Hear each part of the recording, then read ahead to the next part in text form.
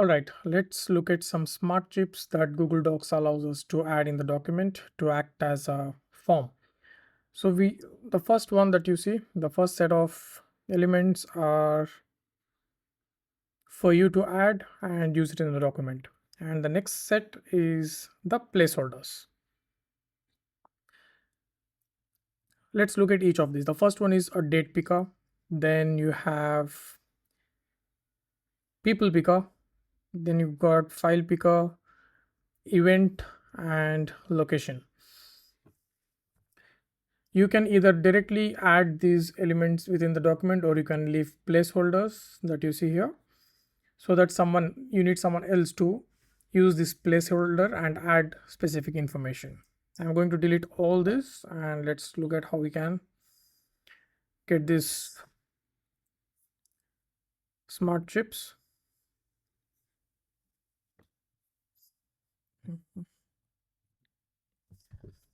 Okay, first step, go to insert and hover your mouse on the smart chips option.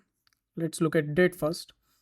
So once you select date, it's going to ask you to enter a date and select the date that you want on the document, and done. Now this acts as a date picker naturally. You can just change it and use as a permanent date picker. Similarly, let's look at option number 2, which is people. Make sure that these people or these email IDs are already added in your Gmail account. Only those are going to be listed. Then we have something called file picker. Same rules apply. These files must be within your drive, your Gmail account drive, so that you can pick these files from the drive.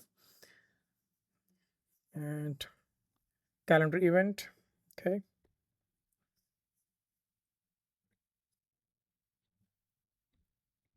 What else do we have? Location.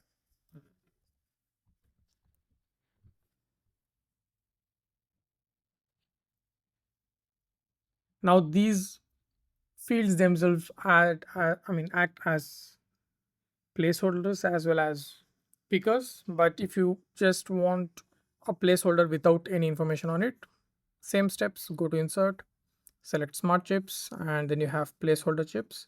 When you click on it, it's just going to say date. It's not going to display any date. So when you need someone to fill the document for completion date, any status, they can just click on this and select the date. So that's the end of it. Hope this helps. Thank you.